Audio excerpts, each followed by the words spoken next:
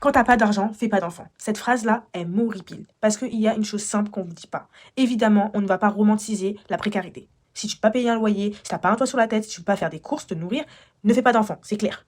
Mais par contre, j'en ai marre que dans l'imaginaire collectif, il faut gagner je sais pas combien d'euros pour faire des enfants. La seule richesse que les enfants ont besoin, c'est ta présence. Et ça, même l'argent ne pourra pas le posséder. Parce que tu peux être riche, avoir ton compte en banque rempli à je sais pas combien d'euros. Si t'es pas présent pour ton enfant, il sera malheureux. Combien sont les enfants qui sont riches, qui vivent dans des villas et qui sont malheureux? Si tu veux entendre quelque chose de sensé, retiens bien ça. Un enfant a besoin de ta présence, a besoin de ton attention, a besoin de ton temps. Certes, le temps c'est de l'argent. Donc évidemment, si tu arrives à avoir un métier qui te permet de libérer du temps, tant mieux. Si tu as un métier, on va dire plus lambda qui te prend tout ton temps, tu auras moins de temps pour ton enfant. Mais la réalité, c'est toi et ton mindset. Parce que moi, je vais te dire une chose. Il y a très peu de parents en réalité qui sont courageux et qui vont prendre sur leur temps libre pour vraiment s'occuper de leur enfant, faire des activités, les sortir, prendre du temps de qualité avec eux. Beaucoup sont ceux qui vont se cacher derrière un travail.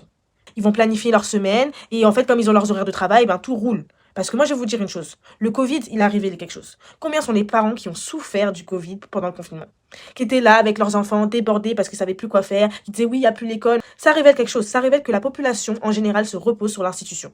Ça révèle que l'école, aujourd'hui, c'est un réel système de garde. Et que rares sont ceux qui ont la capacité mentale de vraiment prendre son enfant, s'en occuper, c'est-à-dire vraiment le divertir. Parce qu'aujourd'hui, il faut le dire, on est fatigué, on est ultra sollicité, on sait plus trop comment passer du temps de qualité avec ses proches. Et ça, moi, j'aimerais remettre les barres sur les T et les points sur les I. Non, tu peux faire un enfant, même avec des petits moyens. Si tu es déterminé et que tu vas lui accorder de l'attention, de l'amour, tu vas le considérer et tu vas l'écouter, t'as pas besoin d'être riche.